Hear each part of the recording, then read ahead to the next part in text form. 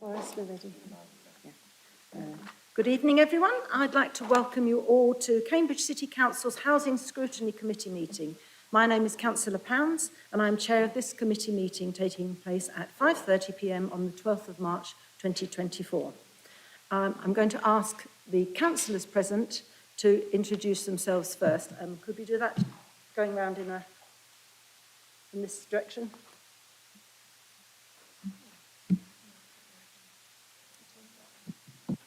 Good evening, I'm Councillor Katie Porrer for the Liberal Democrats and I represent Market Ward. Councillor Martinelli has mentioned that he's held up at work, but he will be here shortly.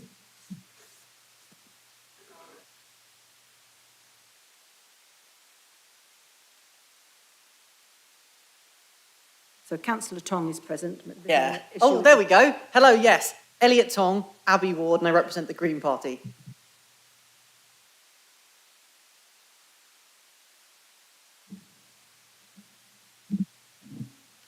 Councillor Jerry Bird, exec for housing and homelessness. Councillor Rachel Wade, exec for communities. Councillor Cameron Holloway, councillor in Newnham Ward. Councillor Richard Swift, councillor in West Chesterton Ward. Councillor Baiju Titala, councillor for East Chesterton.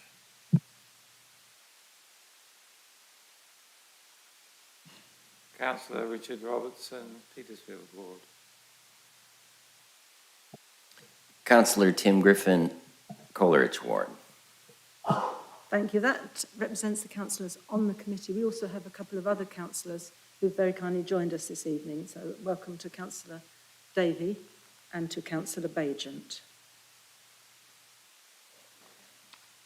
We now also have tenant and leasehold representatives. I've had apologies from Christabella Amitai, but also present Diane Best, welcome, and Mandy Powell-Hardy, welcome, and Diana Minns, welcome. Officers and public speakers will join us throughout the course of the meeting, and I will introduce them at the start of relevant agenda items. A little bit of housekeeping before we start. Please could I advise members of the public that the only public entrance exit from the Guildhall for committee meetings is the Pease Hill entrance. This can be accessed from the rear of the council chamber. Turn right and either use the lift or the stairs to return to the ground floor, where you can then exit the building. So the meeting procedure is that the committee will receive an oral presentation from officers. Members of the committee will then discuss the report and vote on the recommendations. Tenant and leaseholder representatives may vote and participate in all the debates, but may only vote on items in part 1 of the agenda. Part 1 of the meeting will be chaired by the tenant leasehold representative, who is Diana Minns on my right, and I will chair part 2 of the agenda. Following the vote of the committee, the executive councillor, as the decision maker, will be asked if they agree the decision. So we're now moving on to agenda item 2. Please could committee members advise if they have any declarations of interest and identify which agenda item their declaration relates to. Councillor Porrer? Thank you very much, Chair. As usual, just to note that I sit on Planning Committee, so any discussions tonight will be about the budgetary implications for the HRA and would not prejudice me for any future planning committees. And also to note as well that I know someone who lives in the Davy Road redevelopment, which I'll be referring to later. Could I also just apologise? I should have said I'm subbing in for Councillor Daniel Lee tonight. Apologies. Thank you very much, Councillor Porrer. Councillor Tong? Oh, something I just thought of. I'm a member of Unite, who are obviously, behind me now. So thought I'd flag that.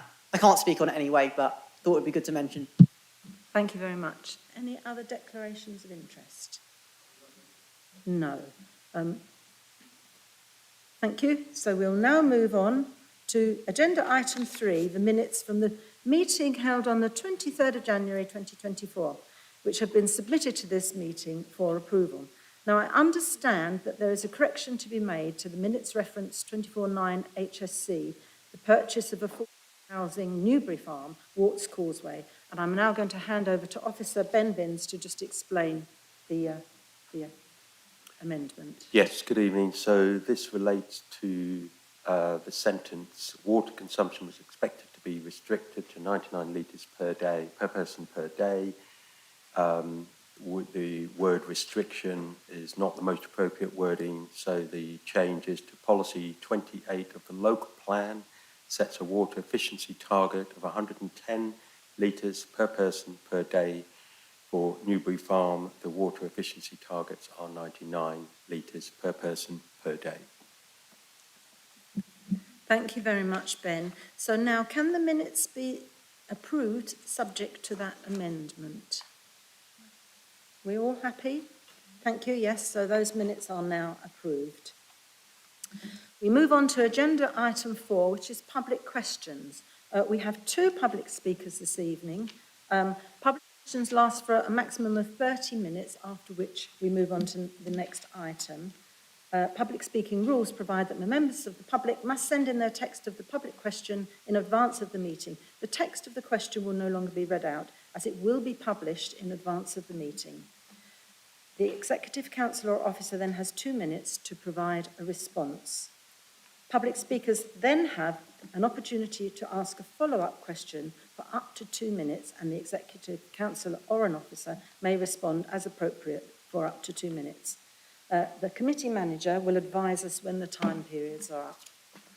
So, for our first question, our first speaker is Dr. Kyodo. Would you like to come and introduce yourself, please, and advise if you are speaking on behalf of a group? Thank you, Chair. My name is Dr. Kyodo. I speak on behalf of the Say Beacon Road Group, and you see the question in advance. Thank you. Now, I note that your question is actually in 5 parts, and therefore I'm not restricting the Executive Councillor to 2 minutes for a response, because otherwise you would have to have a written response, and we think it's much better if you have an immediate response and that everybody is here to hear it. So I'll hand over now to Councillor Bird, who will give you a response to your questions.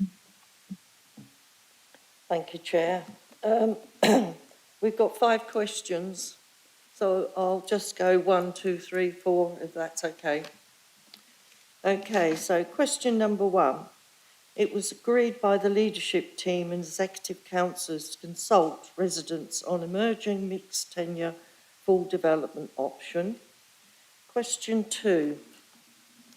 The council thanks JLL for the work that has gone into producing this report, which has been created with great care, taking into account the outcome of the consultation with residents on the estate.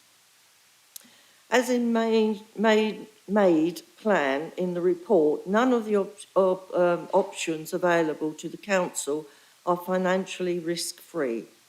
But there is a housing crisis in the city, and the council takes its responsibility seriously to deliver the best housing outcomes for people of Cambridge. Question 3. The JLL report assumes a net gain of social housing for the partial 55 and full redevelopment option of 114 in the 100% affordable options. The report also recommends that the council should consider alternative development or deliver options should be explored with a development partner. Question 4. This question was answered at the Eakin Road Liaison Group meeting, and it was confirmed that in the case for the option considered by JLL. However, the emerging design, which we are consulting on currently, has 46 3- and 4-bed council houses, although the mixed tenure mix is still being carefully considered. Question 5. The council does not believe that it is fair to residents' well-being to create delay and uncertainty. Therefore, as advised by JLL, the council is proposing to consult emerging designs. As set out from the beginning of this review, following consultation, officers are aiming to bring a report to HSC in June with a recommendation. In the meantime, officers are meeting tenants, leaseholders to understand individual circumstances and what redevelopment, if approved, may mean to them. Thank you, Chair. Thank you very much, Executive Councillor. Dr. Kyodo, do you have a supplementary question? You have 2 minutes. Thank you. Councillors, I remain slightly concerned by that response. And because, now, with all respect to the Executive Councillor, I'm not terribly sure that she wrote that, which leaves the question of who did prepare that response and who is leading this project and indeed this portfolio, and whether that is the councillors or whether it's the officers of the council. Now, normally the horses are supposed to pull the carriage, but to drive it is a responsibility left to councillors. But at the moment we see that councillors are in the passenger seat of the carriage, which leaves the question, who's driving the thing? Who's driving the housing portfolio in total? Not just Deacon Road, but Farnshaw Road, Davy Road, Bracken Road, the East Balmoral project, Princess and Hanover. Who's actually running the housing portfolio here? Who's making all the decisions? Is it the councillors or the officers? Because if you leave the horses to keep pulling the carriage, they might end up pulling us off the edge of a cliff.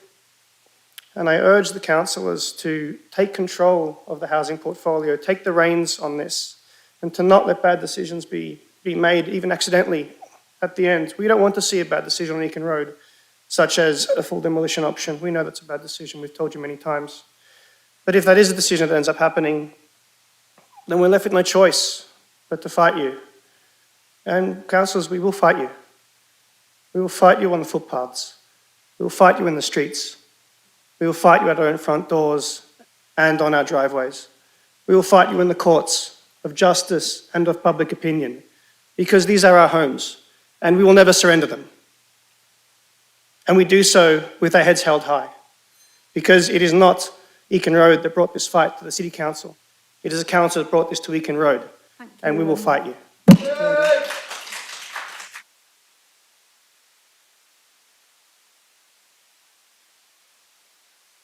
you like to respond, Councillor Bird? I'll respond my bit and then I'll let officers perhaps to finish off.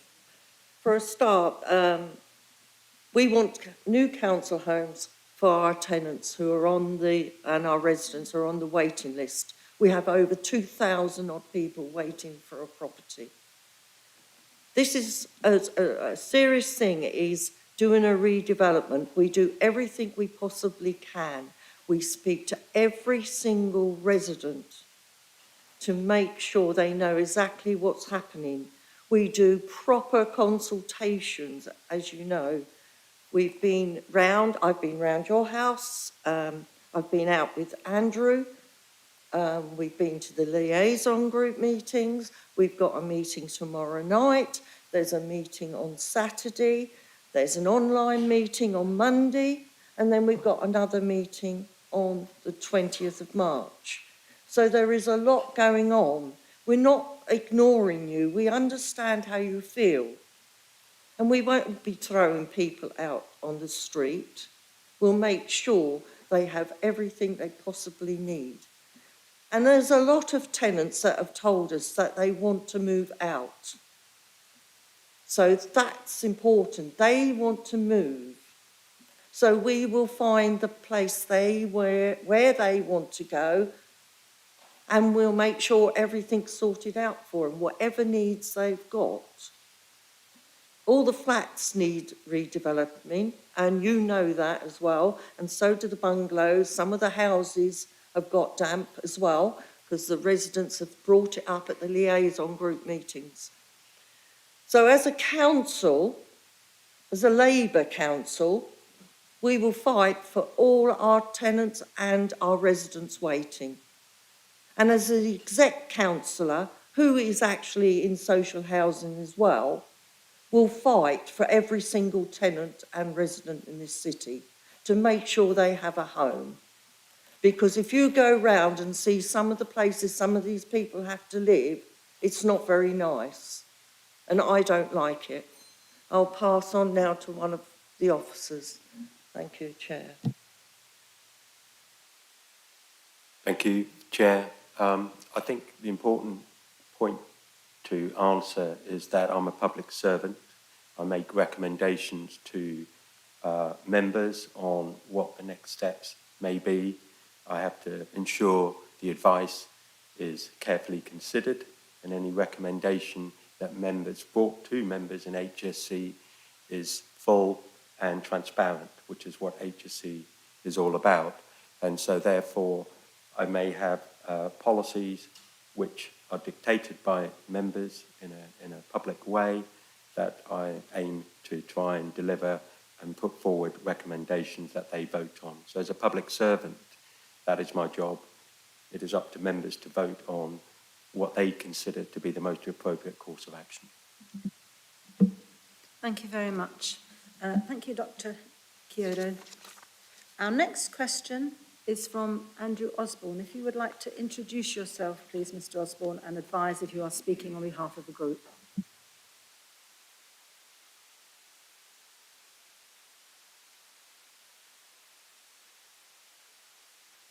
Check. Greetings and salutations. My name's Andrew Osborne, please call me Ozzy. I'm a branch secretary of Unite 735 for Cambridge Engineering, and I'm also a delegate to Cambridge Trades Council, speaking in that capacity. Thank you. Councillor Bird, would you like to answer Mr. Osborne's first question? Thank you, Chair. First of all, Mr. Osborne, I'd like to apologise for last time. The reason being was, I'm sorry, I couldn't understand you. You were so close to the mic, and so if you can speak a little bit slower, that would help me too, okay? So, you put in 2 questions, so I'll do it on block, all right, Chair. Thank you for your questions. There are several parts, and I will answer each in turn. There are 70 flats at Eakin Road and Eakin Walk in the council ownership. The occupied and vacant figures remain the same at 67 occupied and 3 vacant. The figures quoted of 2,437 second homes and 131 long-term empty homes in Cambridge News article were correct, but were for a snapshot in the time of the 2nd of October 2023. These figures change consistently. So as of the 31st of January 24, they had changed to 1,353 second homes and 224 long-term empties. Cambridge City Council finds its second home figures are affected by the number of student accommodation properties which change categorically once occupied for the student year. This notification is not always immediate, hence the figures from the 2nd of October being much higher than in January. A long-term empty home is one which has been empty for 6 months or more for council tax purposes. Our empty homes officer has been working with many of the owners of these long-term empty homes and has advised 12 are being refurbished, 5 are awaiting planning committee permission, 3 will be going to market, and 4 are sold subject to contract. It is always our intention to work with owners to get long-term empty homes back into occupation. Thank you, Chair. Thank you, Councillor Bird. Mr. Osborne, do you have a supplementary question? Unsurprisingly, I do. Yeah, sorry I speak a bit fast, it's just my brain's overclocked. Right, in terms of the second question first, so are you telling me there are 224 long-term empty houses in Cambridge and we've still got residents living in damp and mouldy flats on Eakin Road? Surely we can move the residents out of the damp and mouldy flats into vacant second homes. I don't see this as being rocket science, and I think the council should aggressively pursue the owners of these second homes, taking into council ownership, as is your right under law, and you know that, by the way. Mr. Osborne, I'm sorry to interrupt you, but it's still too fast and I'm having difficulty hearing what you're saying. So if you wouldn't mind just speaking a little bit more slowly, that would be very helpful. Thank you. It's difficult for me. Okay, so there are 224 houses long-term empty in the city of Cambridge as of January this year. What measures are the council doing to take these into council ownership and to rehouse tenants in damp and mouldy flats? And to come to the first part of the question, you've had 3 months, and in the 3 preceding months, you've managed to move 0.00 tenants out of the damp and mouldy flats. Now, if we extrapolate that forward, they'll still be there at the end of time. Do you understand that? You've made no progress on your most serious policy objective, allegedly. It's like, on this basis, we have no confidence in Jerry's committee councillor. And just to add the thing, we've got a motion here from the Abbey Ward Labour Party, passed on Wednesday the 6th of March, which actually supports the Eakin Road proposals, the proposals from the Save Eakin Road campaign, to not knock down their houses. It's like, if can't even convince Labour Party members in the Abbey Ward of Cambridge, then what chance do you have of convincing the people of Cambridge? You've made no progress moving people out of houses, you've made no progress in convincing your own members in the Abbey Ward, and no one I speak to in the city whose house you're planning on knocking down supports these proposals. Can you please drop them? We have no confidence in Jerry Bird. Thank you. Thank you, Mr. Osborne. Do you have a point of order?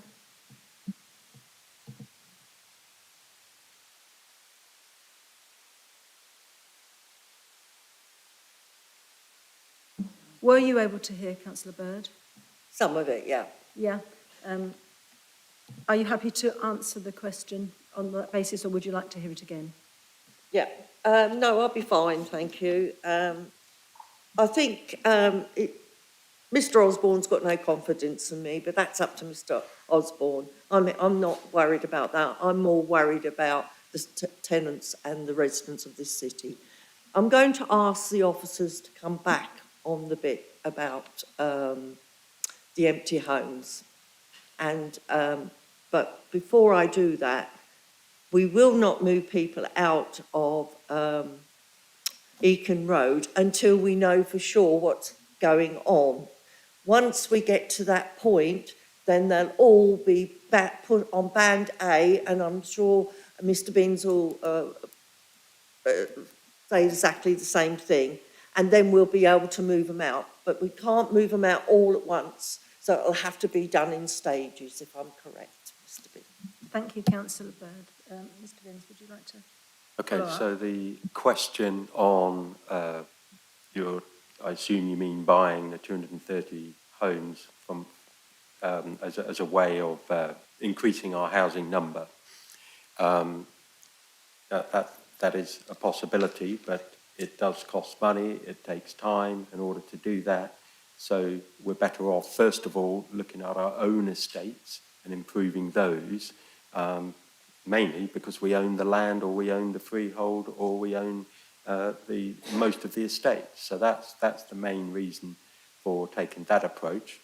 In terms of current tenants in the flats and other properties at Eakin Road, some of them are actively looking and on Home Link, some of them are not, and some of them are waiting for approval.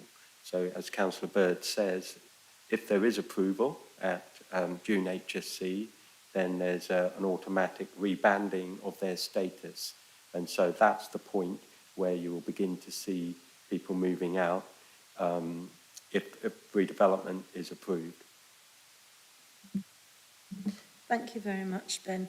Can I just ask Diane and Mandy, is that clear now to you that you're happy? That's great, thank you.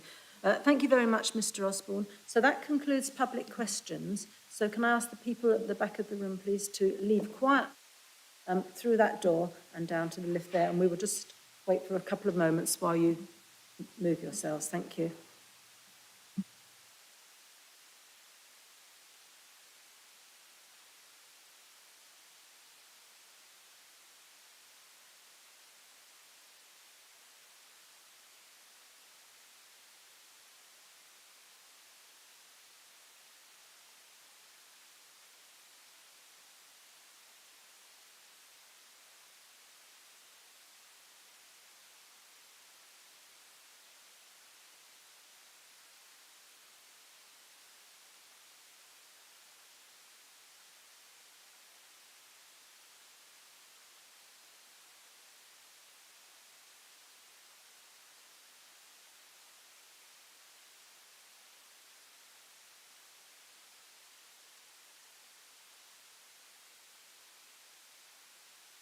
Yes, if you leave the chamber by that door and then turn to the right, you'll come to the exit.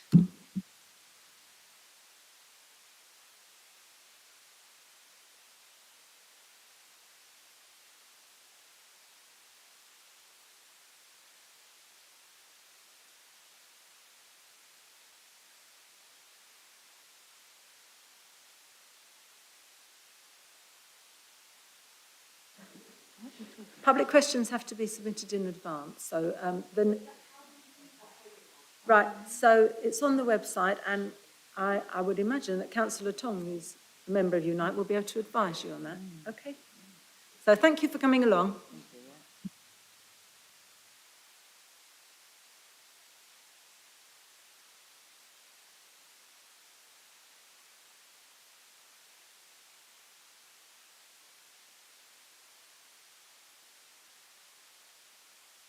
Could I please ask somebody at the back of the room to just close the door? Thank you.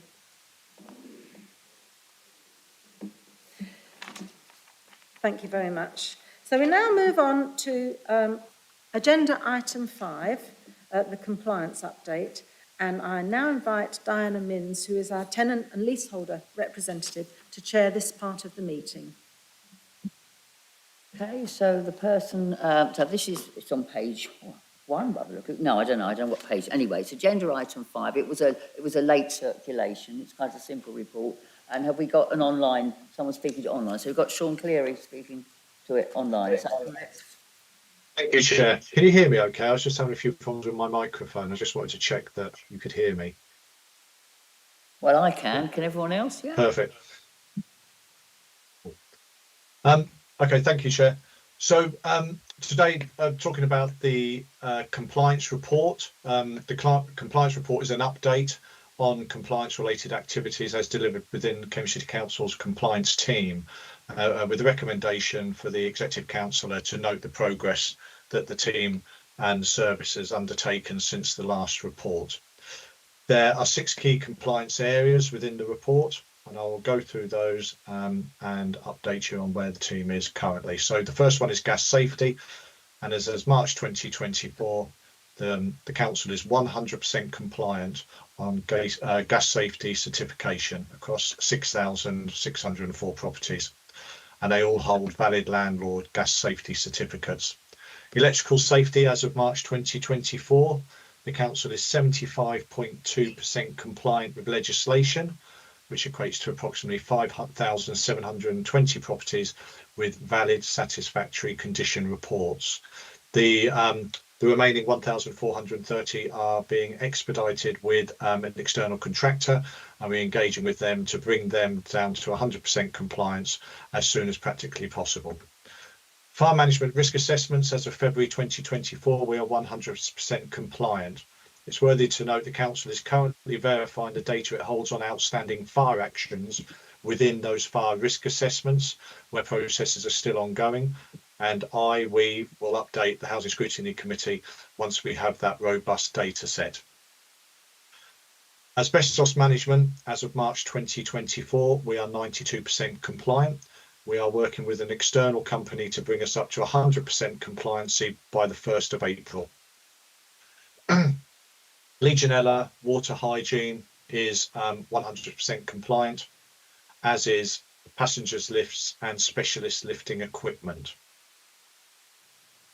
I'm happy to take any questions on those items now, if easier, or I can move into the condensation mould and damp report, or as shown as Appendix A of the report. I'll take your lead, Chair, on that. Should we just take the first 4, the ones you referred to, and take the damp, condensation and mould and content, because that's quite significant in the news kind of thing. So any questions on the items that Sean has spoken to already? Ellie and then Councillor Porra. Thank you, Chair. Firstly, I just want to say thank you for bringing the report. I know it wasn't, it was a lot of work, and it didn't align sort of with some of the workflow, so we do appreciate it. It's nice to see the data. The question I want to ask on this point was regarding the asbestos. I guess I was just wondering. Obviously, it's close to being fully inspected. I was just wondering how often, if you have a sense of how often we're finding things need to be actioned in terms of the asbestos. are we regularly finding there are communal areas with asbestos in that needs removal, or is it merely just checking that there isn't anything exposed or dangerous in the relevant stock? So I think over large portfolios such as Cambridge City Council holds, we need to build in our inspection regimes and ensure that we have got a clear and concise inspection checklist for us and our services to refer back to, so we have a clear reporting mechanism where we can action works as and when required, and that inspection regime will be a free-flowing lifetime piece of work. Councillor Porrer. Thank you, Chair. Thank you very much again, as Councillor Martinez says, for bringing this forward. So I think these are really important things we need to keep an eye on, even if we don't have the full data. For the electrical, obviously, it is still concerning. We're at 76%, which is similar to last time. Do we have a kind of time scale as to when you anticipate being up to 100%? And the same with the fire risks. It's good that we're 100% compliant on the major issues, but I'm aware we did have a lot of items outstanding, sort of follow-up actions. Do you have a feeling as to whether that is improving or not? And again, a kind of timescale for when we might be on top of these. And also just to query where we're paying for this extra resource from. And welcome the news that asbestos will be compliant within, I think, a couple more weeks. So that's great. Thank you very much. Okay, so in terms of the electrical safety checks, we are engaging with contractors as I speak to see if we can expedite those works. I am somewhat reliant on the feedback from those discussions to determine exact timelines.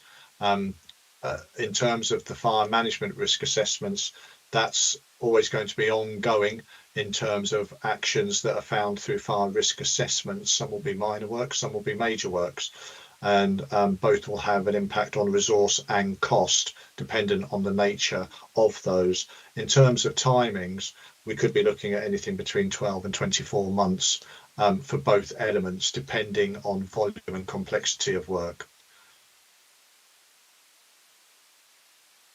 Is that okay?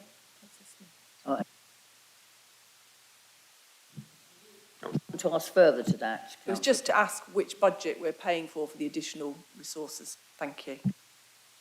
So again, in terms of the contracted works, is that the question? Through you, Chair. Yeah, it's just because obviously this is additional work and we touched upon it last time. It's just to clarify, is this going to require a new budget bid to fund in the longer term, and where we're currently taking it from, whether it's the transformation fund, I think it might be. Thank you. Yeah, so it'll be out of our current budgets, and it's probably a discussion I'll need to have with my accountant to understand exactly which one that will be. And again, I can feed that back to you after tonight's committee. Thank you. Councillor Smith. Thanks very much. I'd just like to ask for an update on the lift breakdowns in the ironworks site, please. Is that correct? Is this the right office as well? What were you asking about? Oh, an update on the lift breakdowns in the ironworks site. This isn't a compliant, well, it would be because it's under list, but it depends who's managing and what. I don't know. Oh, right, okay. I think that maybe I'm asking the wrong officer at the wrong time. That wouldn't come under my remit. Okay. Okay, sorry, I'll ask later on. Don't worry. Questions from anyone? I mean, I'd like to congratulate the figures where we got 100%. And can I just clarify, it's on this electrical safety. We've got to be looked at every 10 years, but I know we are reducing that down to 5 years. Isn't that right? That's correct. Yeah, okay. Thank you. Any other questions? Councillor Robertson. We had a compliance report came to our previous meeting, and on that was a more extensive report actually. And on that report, it was stated that they would be able to do more if they had more resources. Can you confirm that there are adequate resources that were mentioned in accordance with what was mentioned last time? Has that been addressed? Yeah, so in terms of compliance, we have the resources in place at this time to meet the demands set against the organisation for meeting compliance. Again, with a growing housing portfolio, that's something we will need to review in live time and react accordingly on the demands that are set upon us. Thank you. Any more questions? Observations or anything? No? Okay, thank you very much for that report, and keep up the good work, because generally it's good work and it's complicated work, yeah. Thank you. So I would ask you that we put the recommendation in the report, which is just to, I believe, just note the progress of the compliance, and we look forward to the next report. So all those in favour of the recommendation at item 2. Those in favour, and we can all vote on this, so we'll all vote on this, yeah. That's unanimous, Chair. That's unanimous. Thank you very much indeed. Thank you very much.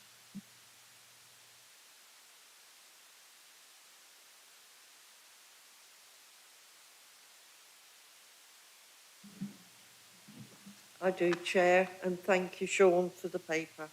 Thank you.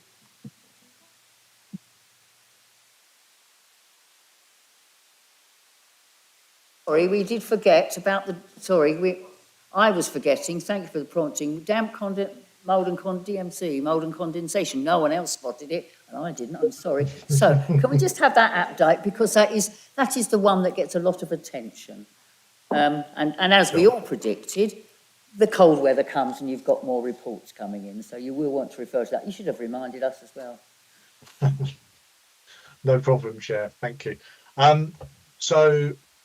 Appendix A has a little bit more in-depth information breakdown of cases reported month by month since the time we've been recording it.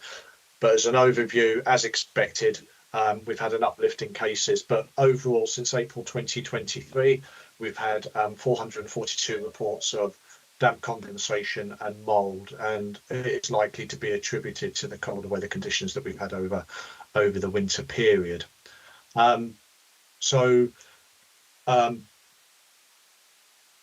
again, with the winter period with us, and moving as we move out of that, we have had primary focus on our position with damp mould and condensation, and built in appropriate measures and resources to be able to manage the demands on the services in the management of this. The team has also introduced online questionnaires to our customers via our website portal to encourage and support those tenants when reporting damp mould condensation issues, and ultimately it's to make life easier, or make it a lot easier for tenants and leaseholders to report such issues to us, so we can react promptly and effectively in mitigating issues escalating, and or indeed addressing the issue at that time within the designated timescales. If you look at the breakdown of the DCM reports that we've had, so if we start in April 2023, where we started recording those, we were getting up to 40 inquiries a month, and then if you reflect that back into January 2024, that's doubled to 80. But again, it's likely to be as a result of those winter conditions, but we can see a steady in those inquiries from November, where we started at 59, and as I said, we're in January at 80. We're just capturing and finalising the figures for February, and then we'll be able to circulate those as part of the next housing scrutiny report. What is important to note is that surveys have been completed on all the reports of DCM up until January 24, and the works are indeed categorised and actioned as necessary. So categorisation is the severity, which then reflects into the workflows that we will adopt to manage the issue or challenge at hand. A key update that the service and the teams have been working on is ARAB's law, and this is there's been a recent consultation as a result of this, which closed on the 5th of March, and we had key officers investing time and effort in making sure that we could capture our comments into that consultation process. And this is going to feed into the proposed legal requirements, particularly for social landlords, around timings on how we investigate and actually undertake the fixes within dedicated timescales. So to give you an overview of what that will be, for an investigation, it'll be 14 days, and then to actually start the fix within a further 7 days, with any emergency repair within 24 hours. But a real positive piece of this is that the service is already working to these timelines. So we've already have the resources in place to be able to face into the challenges that this may bring to the service, and ultimately provide efficient, effective and quality services to our tenants when issues of this nature arise. Happy to take any questions. Thank you for that, and I'm pleased we're doing the right thing already. Is enshrined in the law. Thank you, Councillor Tom.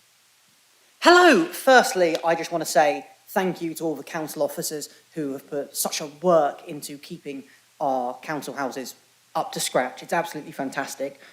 One thing that's already been noted is that it's not particularly surprising we're seeing an uptick in damp, condensation and mould cases because of the wet and cold weather. However, it's really good seeing we've actually taken a very proactive approach, because I've said in the past that one of the biggest bottlenecks we have towards fixing these issues is actually outreach. Something I mentioned at the last HSC was that I thought we could use our social media more to get in contact with residents and let them know about the services and systems we have in place to deal with damp, condensation and mould. And in the next couple of days, we actually did do some Twitter posts about it. That might have been coincidental, but either way, I felt very appreciated in that. I meant I was very appreciative of that. Thank you. Something I wanted to ask about is the questionnaire mentioned on page 5 of the compliance report, because I think that sounds absolutely fantastic, and it's great we're trying to get more feedback to work out how we can refine our systems even further. One thing I wanted to ask about was about whether we'd thought about putting about like paper copies, because a lot of residents, they kind of struggle with e-forms, sometimes because they're not particularly good with computers, sometimes because they don't have access to a computer. So I was wondering if there'd been any thought into, making a paper version of this questionnaire to gain more information and data about how we can make our service even better.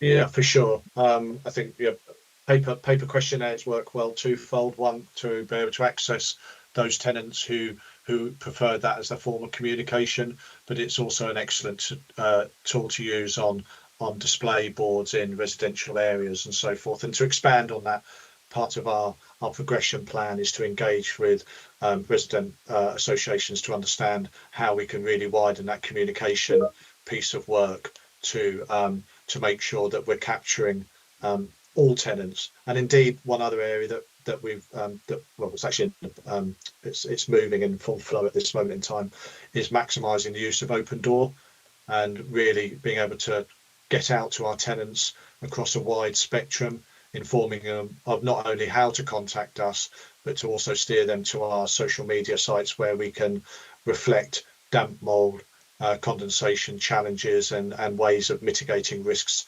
associated to that. Does that answer your question, Councillor? It does, thank you so much. It was really good to hear that extra bit of information too. Thank you.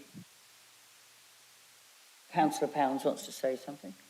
Yes, just to say that I managed to, I asked to be put on the open door circulation and now receive it in my inbox, and it is very useful. So if other councillors are not receiving it, I would recommend very much that you just ask, and you will be able to. Diane, I like you, are surprised that councillors don't get it automatically, yes? Yes, and we're on the editorial panel, Diane and I, and I'm surprised that it's not going to you. You should have got it anyway. Let's make sure. Can we ensure by whoever it will be, Samantha, yeah? Can we make sure all the councillors get it without having to ask? Yes? If it's not been done. So if I can just come on to the first point around anybody who may struggle with digital access. Our customer services team are more than happy to fill in any of our online web forms on behalf of customers, so they can actually phone in and request that service, not just for this form, but for any of our other, if we've done any other surveys or forms online. So it's just to say that service is open to everybody. In terms of open door, I asked exactly the same question when the latest edition has just been published, and was also surprised that all councillors didn't get it, so I had requested that has happened. So you should now have all received a copy of Open Door, and you will continue to do so going forwards. Thank you. Excellent. Any further questions, Diane?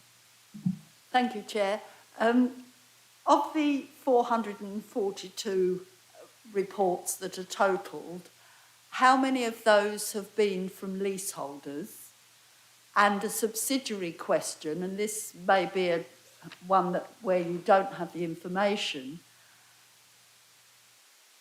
how many of those reports will be from the subtenants of leaseholders that don't live in the properties? At this time, I wouldn't have that information to hand. I know that in terms of the secondary question, I haven't got that information to hand, but in terms of leaseholder, we've had one report of damp mould conversation that's come into the team. Thank you. So it's worth, I think Diane suggested it's worth looking out for those other ones as well. You say if it's one leasehold, it should be identifiable, obviously, yes? If there's any update, I'm sure you'll let us know. Yeah, so one other piece of work that we're actually doing, if you refer back to the table where we've got the breakdown of month by month going back to early doors last year, is that we're dropping in an additional column in there to allow us to have more detail around individual cases and to understand where trends are, how we're reacting, and what some of those challenges are coming forward as we progress through the realms of damp mould conversation management. Do we, in a categorisation of the type of property, would be quite important. I imagine that you will have might have it more in the flats, and we haven't got quite so many houses, but it would be good to see the type of property it's coming up in as well. I certainly find that quite interesting. Absolutely, Chair. Councillor Holloway. Thank you. Thank you very much for the report. In the last Housing Scrutiny Committee, there was some quite strong language in the report about how under pressure the team were really with all the reports of condensation, damp and mould. And it's really good that lots of work's being done to not only resolve the immediate issues, but also hopefully, I assume, try to reduce that pressure going forwards, and I suppose for next winter as well, really. I mean, we've had this question come up quite a lot, so I just want to ask your opinion on it again, really. Is it an area where we need more resources, in your opinion, or is this work that you're doing currently hopefully going to reduce the pressure and you think it's okay? Do you think the seasonal nature of it means that there will always be a time of severe pressure, or do you think more resources are needed? Thank you. Yeah, sure. Seasonal pressure will always be there as we work through the damp mould condensation. Again, going back to my point around a growing housing portfolio, there will be uplifts in demand on the service. And we're in a relatively short period of capturing the data, which again is referenced in that small table in the Appendix A. So we're starting to see the trend, and we're starting to understand where we need to provide our resources at any given one time to be able to face into that and manage our tenants' expectations and indeed deliver really good quality services.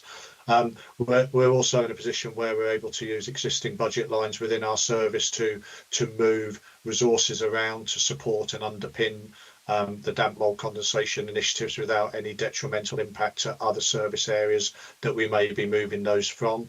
Again, it's a workflow that is in real time, that has very close scrutiny from the management team within E&F to absolutely ensure that we can meet those demands against service. Thank you. Councillor Titolovaki. Thank you. Thank you for bringing the report. You have mentioned in the report there are 442 reports of DCM has been reported to the council. The last housing scrutiny meeting, I specifically asked, can we have an idea as to how many of them have been completed, or how many are in the process of being completed? I can see a significant improvement here by reading this out. The work categorized and actions as necessary. I think it would be a bit more important that if you could give us an idea as to what number of work have been completed and how long it will take to complete the whole process, I think that would be more appreciated. Thank you. Yeah, absolutely. Oh, sorry, Chair. I was going to say, that's another column almost, isn't it? Have we done it? We've got targets, and have we met those targets? And if we haven't met them, that might, because that's a really complicated one, yeah? Absolutely, Chair. Cora. Thank you, Chair. Councillor Thitalavaki just picked up one of the things I was going to say, which is obviously it's the timeliness of the response, and obviously with the new legislation, that's really important. And I really appreciate the work Office is doing. I think from our group, we've had a long-standing concern that we're moving resources around, we're not adding resources in, and this is clearly an extra responsibility on every council and every housing association. So I would urge the ruling group politically to think really hard if this is properly resourced. Officers are moving resources around, but as you can see from your voids and your underspending on the responsive repairs, there is an impact on that, which worries me that in the longer term, we're going to see more damp and mould if we're not repairing them. So I had two general questions. One was, again, I mean, 442, if they're discrete reports, one per household or dwelling, that is about 6.3% of our stock, which is concerning. So again, are we happy that we're meeting our timescales? And I think particularly with the Eakin Road residents, I'm sure most of us have had emails about it, there is some concern, I don't know whether it's founded or not, I'd welcome your views, on that some of the DMC issues aren't being dealt with because of the uncertainty. And I think it came up in one of the public questions, so I'd just welcome some reassurance about DMC coming from Eakin Road or any other blocks that are under kind of, you know, in our list of things that might be redeveloped, to make sure that tenants are still getting things repaired. Because obviously even if blocks are to be redeveloped or regenerated, that's quite a long time scale, and we don't want people living in houses with sort of urgent DMC, partly because we wouldn't comply with the new legislation, I think, because I don't think they'll take kindly to us saying it might be knocked down in a year or whatever. So I'd just be grateful for some reassurance on that, because it does speak to our long-standing concern about sort of underfunding or not prioritising this area with enough resource. And I appreciate some of that is a political question for members of the group opposite, Councillor Bird and her colleagues, but from Sean, it's just about the timescales. What are we meeting, and where are we not meeting them? Thank you. Yeah, thank you. Thank you. So, in terms of the resource piece, this is a really important part of our organisational change 2 programme. It's something that's been closely scrutinised and reviewed, and planned out to understand how the organisation will look and meet its expectations and key requirements, and in this case around the damp mould and condensation initiatives. In terms of the locations of properties that you raised there, Councillor, I think it's important to note that not all of the issues that are raised are necessarily damp mould condensation related. So it's upon investigation we then determine that it's perhaps leading into a different workflow. But we are working closely with HDA, understanding how we as collective services can inform our tenants of the correct route of reporting damp mould condensation, and indeed articulating how we can support and provide reassurances that the organisation is dealing and taking their concerns seriously in the management of those. That okay?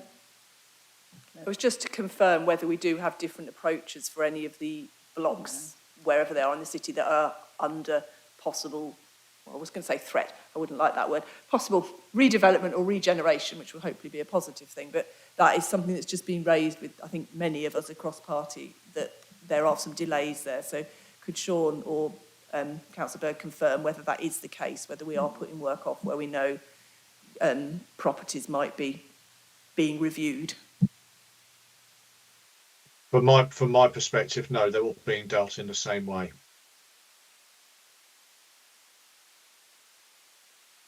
I can confirm that when I was living, the property was going to be redeveloped, so I still got my repairs done if I needed them. No, it's not the issue, it might be the scope of some of them, it might be you have to look at what your immediate remedial issues might be. If there was a huge and major, you had to do something, but that is something that would be considered at the time, wouldn't it, yeah?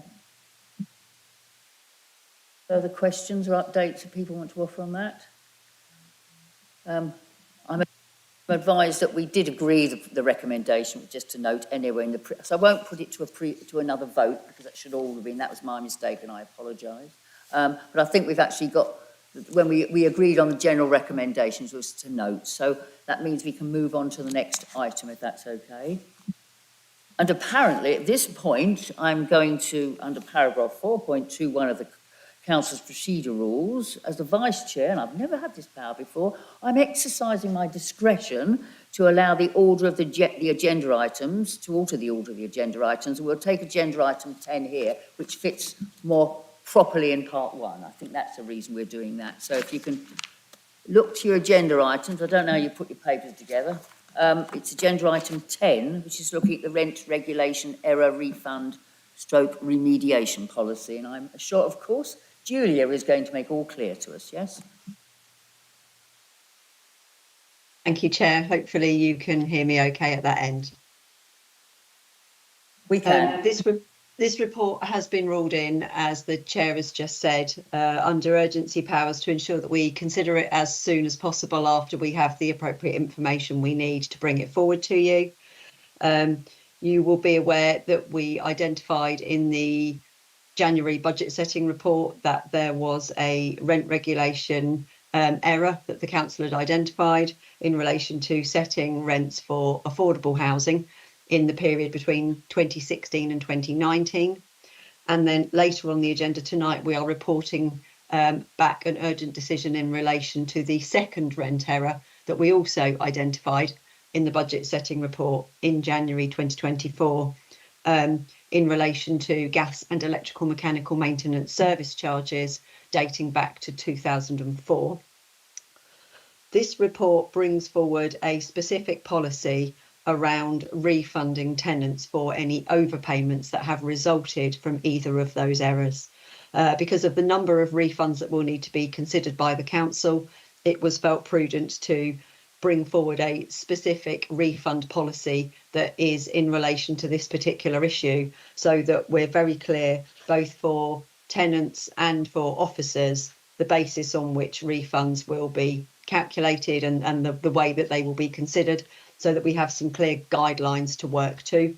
There will be a set of far more detailed processes that we sit behind the policy, but the policy lays out the general points that we will adhere to when considering refunds. We've brought it forward in this timescale because we do want to begin to be able to make refunds as soon as we've calculated the amounts that are due to people, and we need this policy in place before we can begin any of that process. If we'd waited until the June committee cycle, that would have held up our ability to move forward earlier than June if we're ready to move forward at any stage earlier before then. So the policy itself is attached as the appendix to the report. It highlights some general principles in relation to the refunds, and it includes some specifics around current tenants and former tenants. We are very clear that we will consider refunds to current tenants before we consider the refunds to the former tenants, so that we tackle those that are with us currently and that we've already communicated to, and then we begin the process of attempting to contact former tenants where they have obviously moved on and where we have differing levels of contact information for them, but they will be part of a phase 2 of the refunds, so that we deal with the current tenants first. I'm happy to take any questions that anybody's got about the report. Thank you. I mean, it's a complicated issue, but you're dealing with it in an expedited manner, which is important. And I think obviously we tackle the current tenants' issues rather than the former tenants' ones. Yes. Any questions to Julia? Yeah. Sorry. Oh, Sitara Varki, please. Sorry, Chair, this is not a question. I have to declare an interest. I'm a council tenant. I suppose I'm a council tenant, but whether I'm going to get, I don't know. I wouldn't know. I think I'd be exempt anyway, from what I understand. It didn't touch me, but sorry, we should have done that, shouldn't we? We're very sorry about that. Yeah. That's all he wanted to say. Yes, Councillor Porrer. Thank you very much. And obviously, very supportive of this and grateful that Julia and other officers have been able to bring this forward, because obviously the sooner we can get this in place, the better. Just had 2 points. Under 3D, we talk about someone could reduce their rent instead of, and basically add the refund to that. I just wanted to check if we've got vulnerable tenants who may need help resetting up their rent to the full amount. Are officers happy that we're able to sort of make a note and make sure that happens and they get some support? And secondly, under 3F, we talk about how we will split the rent if there's 2 people. I'm just mindful, and I'm sure officers know this already, because there are some survivors and victims of domestic violence or abuse who may have had previous shared tenancies. I'd just like to check with officers that we are keeping an eye on that, just so obviously those 2 tenants may not wish to be put together and dealt with together, and we would need to be mindful obviously about data protection and keeping things very separate. So again, I think from our group's point of view, we're very supportive of this going forward, but there were just 2 points I thought might be worth raising. Thank you. Sure that when the information about joint tenancies being part of that when the information is known about, of course it may not always be known about, but if we're aware of it, I'm sure that'll be the case, yes? I'm sure we'll get a reassurance, yes? Yes. Yes, you are correct. We are mindful of domestic abuse. As Diana has said, we don't always know that information, but we do have a mechanism within the policy that will allow us to deal with joint tenants separately, if that is what they prefer. I think it's more of an issue where there's former tenancies than where there are current potentially, but absolutely we will be mindful of that. And sorry, just remind me what the first part was. Through you, Chair. It was just, again, if tenants decide to reduce their rent and then obviously would need to remember to put it back up a few months later, are we just confident that we can make sure any vulnerable tenants get some support in being reminded to do that so they don't run up arrears? Yes, so we do have the ability, our rent officers can put that mechanism in place, and we also have our financial inclusion team that can support vulnerable tenants as well if they are struggling at all with their rent. Thank you. Any further questions? I see no hands. Okay. Oh, sorry, Councillor Tom again, sorry. No worries. It's not actually a question. I just wanted to take the opportunity to reiterate that, though it's a shame a mistake has happened, I really, really appreciate the work of all the council officers who have worked so hard, even over Christmas, to start rectifying this problem as soon as possible. So yeah, thank you, Julia. Thanks. Yeah, it's a significant piece of work, and good luck with it. And I know that you'll be bringing us updates from time to time to say how you're getting on, yeah? So there's a key decision that we have here. It's on page 5, isn't it? Well, yep. And, well, there's the recommendations. Well, it's quite simple. It's on page 6, actually. The Executive Council has recommended that we will approve the rent regulation error refund stroke regulation policy as detailed in Appendix A. So it's quite a simple recommendation. We thank people for work, but we do agree with the recommendations. Those in favour, we can vote on that. Obviously, it's rents, although I declare an interest. Sorry, Chair, so that's unanimous. Thank you. Thank you very much, Julia. And Executive Council for Housing, who's been, I know, involved in hearing about this much earlier. I'm sure you will, I hope you will agree with the recommendation. Yes, Chair, I do agree. And thanks, Julia, and all the staff, because that was a lot of hard work. You've done fantastic work. Thank you, Chair. Thank you. We're now going to go back to the front bit of your papers, which I'm going to do, and find, well, it's Julia again. It's the Housing Revenue Account Provisional Revenue Carry Forwards, agenda item 6. Julia, would you like to introduce it? Thank you, Chair. So now to one of our more standard reports that you'd expect to see on the March committee agenda, which is the provisional carry forwards for the Housing Revenue Account revenue for 23-24. So we always bring this forward as approval in principle at this stage, with provisional sums included, because we don't know what the final outturn figures will be for the current year. But by seeking approval from committee at this stage, it does allow officers to continue to deliver these works in April and May while we're closing the accounts down, before we bring back the final figures for final ratification in June. So as always, the carry forwards are very simply laid out in an appendix to the report. So Appendix A details 5 areas of carry forward from the current year into next year, to complete things that have been started and not finished, or to carry out project related work that was anticipated in the current year but will be deferred into future years. And I'm happy to take any questions that anybody's got on any of the specific items. Thank you, Julia. Clear as ever. Councillor Cameron. Thank you, Julia. On item 2, the housing transformation, it mentions the early work has identified some regulatory concerns and some data issues. So I just wondered whether you had any further information on those and what the implications are more broadly of becoming regulated, and how easy or hard it might be to prepare for that. Yeah, so Sorry, Chair. Yeah, so there is a lot of work that has been undertaken. I mean, obviously, one of the areas that we've identified is the rent regulation issues that we've just talked about in the previous report, where the authority has itself identified 2 historic rent regulation errors. We've put them right from April 2024, so we're no longer in breach of the rent regulations going forward. But that's the type of thing that we have spent some of the transformation money on this year to ensure that we are compliant now going forward and that we continue to be compliant. Some of the work that's been done recently around compliance, and you've received the compliance reports, has identified that we need to ensure that our data is up to date and held in specific ways so that we can provide the information that the regulator will want from April 2024 onwards. We have at the moment data held in a number of different systems, and we're keen to ensure that we rationalise that as much as possible and make sure that we have, you know, key sets of data held in a minimal number of systems that can be accessed by as many people as need to access that data, as opposed to having data held in a number of disparate systems where different people have access to different things.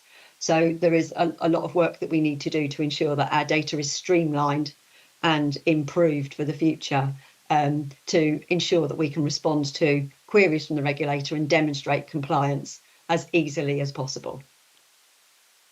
Thank you. Does that answer your question? Or supplementary, as they say? Thank you, Julia. Yeah, if I can just follow up on that. Is it that there is any kind of grace period for having all of that data in place and being ready to respond to queries, or is it just we start immediately in April 2024 and we've got to be absolutely ready for that? So we don't know when we will have a housing inspection. We won't have a housing inspection in April 2024, because if we were going to be inspected in April, we'd have expected to have been notified before now. We could be inspected by the housing inspector at any point, but we need to ensure that we are moving towards a position where we are fully compliant. And if there's any areas where we know we want to do work, that we make sure we have a process in place and a plan in place to demonstrate that we're moving towards that. And I think Samantha Shimon would also like to come in. I can say Samantha. Thank you, Chair. Yes, we absolutely do have a project in place already, which is using all of the consumer standards that were published quite recently. They've been finalised and published. We are ensuring that we have an action plan in place for any areas that we do not feel we meet them fully, and we will ensure that as quickly as possible we are complying with those new consumer standards from April. Thank you. Okay. Further questions? Oh, sorry, Councillor Porra. Thank you, Chair.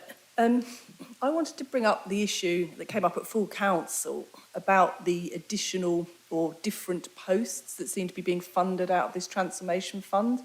So I appreciate the tenant reps weren't at full council, but the Labour group announced 3 posts that hadn't come to the HSC budget, one of which was suspiciously identical to the post that I bid for and was rejected.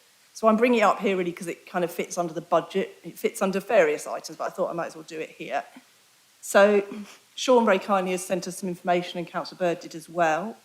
It appears that the Labour group, or their officers, had some new posts: a service improvement manager at band 8, a service improvement officer at band 6.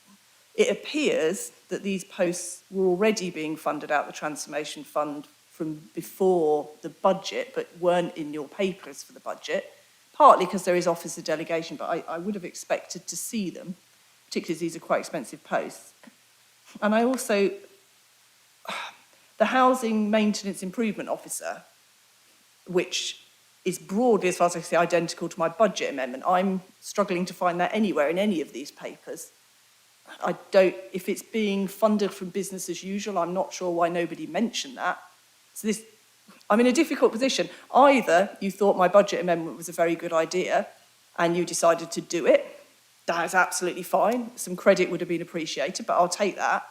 Or you'd already done it, but none of you knew at the point when you defended it at housing scrutiny, which to me is somewhat more worrying, because if we had these 3 posts already in January, but none of you knew about them to refer to them in their speech, I'm not sure what action you can take from that, but I just find it really worrying.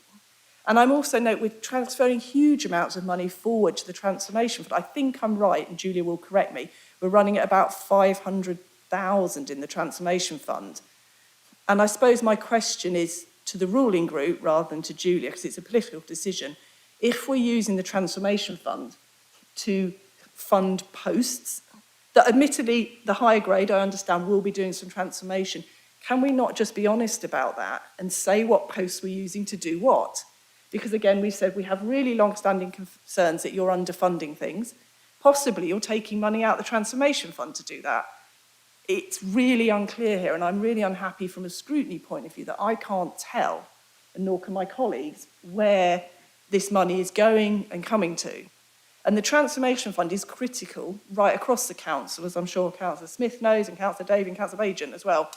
This is what we're using to make things better. And if we're constantly picking at it or not spending it, then we need to revise how this budget is set up. So I have real concerns about this. I have real concerns that you didn't know any of these posts were in place. And none of you, and this isn't just to Councillor Bird, this is to all of the Labour group. You argued with me at committee that none of these posts were needed, but apparently didn't realise you'd already done them. I don't know what else I can add to that, other than I'm really concerned. And I would very much appreciate when this does come back, that officers are given a direction, because it's your decision, it's not up to officers. They're doing an excellent job with the resources they've got. I'm not disputing that, but I just think it's really unclear for residents, for tenants, and for people like us, including yourselves, who are meant to be scrutinising this, if you're pushing and pulling posts and not telling us where they're coming from and what they're doing. So, thank you, Chair. Is there a response to that, or is that... Would Julia have a response to that? Is there anyone else? I'm happy to respond in relation to the funding of the post from the Transformation Fund. So the Transformation Fund was set up to allow the housing service to respond to changes in legislation, to respond to changes in requirements from the regulator, to allow the HRA to contribute to the corporate costs of transformation as part of the One Cambridge programme. And when it was set up with delegated authority to, it was at the time the strategic directors, but now the directors in the new structure, to actually spend that fund as required in year to be able to allow for those responses to things to happen. Hence the approval of 2 posts from that fund by officers last year, partway through the year, the service improvement manager and the service improvement officer. They are not permanent posts added to the establishment. They are both temporary posts on a fixed term basis, which were brought in specifically to deal with transformation as part of the Our Cambridge programme. There was work associated, and there is ongoing work associated in delivering a reorganisation and a restructure of the City Operations City Services Group. And this was to allow that work to be done and taken forward in order to try and improve the services in, particularly in estates and facilities in the repairs area. So that's the reason that they didn't appear in any of the budget reports, because the budget was already approved as part of the Transformation Fund and the delegation was in place to officers to be able to appoint. And because it was done on a temporary basis, there is no reason to permanently increase the establishment. So that's the reason why there was no kind of scrutiny, I suppose, of the creation of those two temporary roles, because they were both done under delegation. In relation to the second point that Councillor Porrer raised around the housing maintenance post, I don't have all of the details to be able to answer that, and I don't know whether James Elms or Sean Cleary are still on the call. But as far as I'm aware, that post didn't exist pre the budget process, but it was a reorganisation of what was being done anyway. So I think officers were clear that the damp and mould activity was particularly being picked up by a variety of officers across the service, with people being pulled away from their day jobs to deliver the work. And this was just about using an existing vacant post to have that work brought into one post, as opposed to having it being bits and pieces of a number of people's jobs across the team, allowing those people to return to what they were doing previously and using the funding temporarily from a vacant post to have somebody targeted at it. But James Elms or Sean Cleary may be able to provide more information outside of the meeting. Well, perhaps we should ask for that information to be provided. I mean, I would, from a public point of view, and just a general thing, if we have a transformation budget, it will, even if it's delegated, it would be nice to know what it's being spent on. And I think the other reps would probably agree with me. Just on that, it's just about transparency, isn't it? I don't know if it's sort of anything dodgy going on. I have no idea, but I'd like to know, because ultimately it's out of the budget, it's out of our rents and our charges funds. It's just good to know there's a transformation budget, because there might be some suggestions we might have for the transformation budget. I'm thinking particularly in all the issues that are going to come around the new the Social Housing Regulation Act. There's a lot of stuff, and we raised it at the budget meeting. I'd like to know that, you know, if that's delegated, can we get delegated to get more support? That's just an aside. I may have got it wrong, but it would be nice to know. I think that's what really is being raised here. No. And Chair, I'm happy to commit as part of the outturn report each year. There is no reason why we can't include as part of the outturn report a short breakdown of the categories of expenditure which the Transformation Fund has been spent on in the previous year, if that would be helpful. And you see, then it's clarifying what you've delegated these powers. It just makes it good to see how it's spent, and I think that makes it clear, and it takes away from any other suggestions about, which was brought up by someone earlier, and I don't think that's the case, about who's doing what and running the council. I'm happy to. I just think that's what someone might conclude from that. Anyway, Councillor Porrer. Thank you so much to Julia. I think this is back to the ruling group. This isn't just Councillor Bird, you know. I'm sure Councillor Martinelli, Councillor Lee, I'm sure Councillor Tong, I spent most of December and January running through these figures, running through with Julia. And yet none of you at Housing Scrutiny knew these posts were in place or that they were coming. And that, to me, it's not even a political point. These are 7,500 dwellings. We're responsible for people's lives. As Councillor Bird has rightly said previously, you have to be on top of this. And, you know, take my amendment if you agree it. You haven't picked up the damp and mould stuff to my satisfaction, but I'm happy if things improve. But you need to be on top of this, because I find it really hard to understand why nobody mentioned this at Housing Scrutiny if you didn't know about it. Because your officers are getting on and doing a fantastic job with the resources they've got. I, you know, cannot fault them on that, especially Julia for her amazing help. But as the chair says, we need some scrutiny of this. You need to know what's in the Transformation Fund, because we are using it, I think, in a slightly different way to some of the rest of the council. It's not necessarily a bad thing, but if you don't tell us, we don't know. And you need to find out. You have access to more data than I can get. So I'd be really grateful if this could not happen again in future. Thank you. Well, thank you for Julia's reassurance as well, for that it just seems sensible, doesn't it, even irrespective of any other criticism. What a good idea to know how that money is being spent as we delegate the power. Anyway, that's been taken up. So are there any other questions or observations on this? Okay, well, I would suggest that we proceed to the recommendation, which is on page 26. All those in favour of the recommendation of the carry forward report?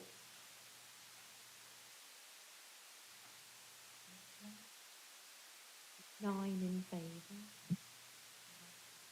And is that, are there any against, or?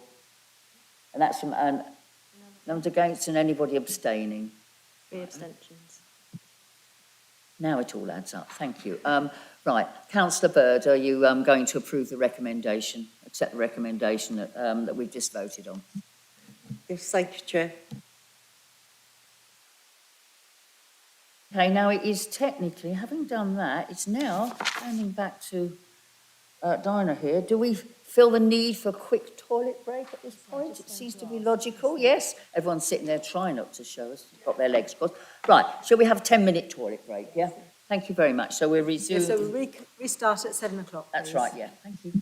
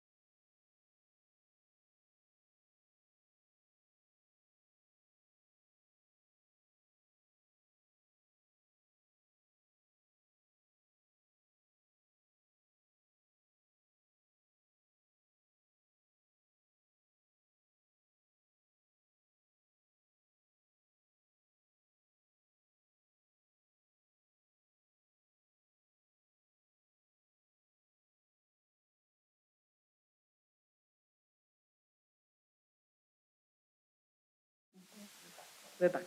Right. We'd like to move on now to agenda item 7. I'd also like to welcome Councillor Simon Smith to the Scrutiny Committee. Welcome, Councillor Smith. So this is the update on new build council housing delivery. So please could the Assistant Director Development introduce this item. Good evening. Can everyone hear me okay? Good. So I'm just going to point out some of the highlights in the report. So 1.2, I'm pleased to announce an update. So it does say 852 new homes with 458 being net new council homes. We've just taken handover of 21 passive house homes and also 75 homes from L2, bringing the total figure of council homes to 554.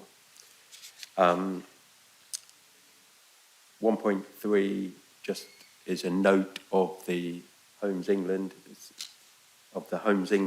funding that was verbally reported at January's HSC. 1.4 refers to the funding for the refugee housing, and both rounds 1 and 2 are now completed ahead of the deadline, I'm pleased to report. And we have exceeded the 34 home delivery targets by 3 homes, and the final void works on properties underway ahead of letting. So that's a real achievement of the team. Everything okay? Yeah. 1.5, I referred to the St Thomas Road development, is now on hold pending officer review. And then I just want to also refer to the East Barnwell, which has been submitted for planning, and we're continuing to work with commercial tenants to ensure continuity of service, but also to look at how these commercial tenants may wish to be in the new development. On Eakin Road, as you may have heard earlier, that there are now some emerging designs that are online the council is consulting on. That is now live, and there is an event tomorrow at Abbey which will cover some of the information, but a consultation event on Saturday and also on Wednesday, which is face-to-face, but also an online event on Monday. We've also contacted all freeholders and leaseholders who may be affected by any potential redevelopment. And of course, we've also contacted all the tenants. Also just want to point out the Davy Road, which we've also made we promise at the last HSC meeting we would contact every resident. We have done that. We door knocked on every door in February, and we're continuing with those engagements with tenants and leaseholders, and made quite a number of appointments to provide reassurance to those residents.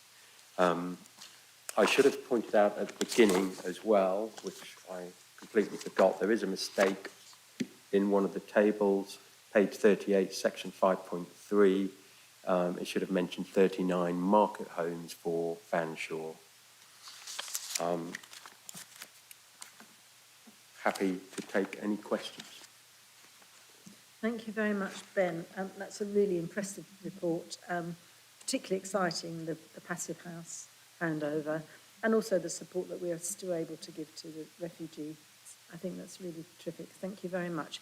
So I'd like to ask Councillor Griffin, who has a question, and then Councillor Tom. Thank you, Chair, and thank you, Ben. This is a really exciting report. There's a tremendous amount of positive news here. I'm especially pleased to hear about the delivery of 458 new council homes. That's a much needed development in the city. What I want to ask about is point 1.5 there on the St. Thomas Road development.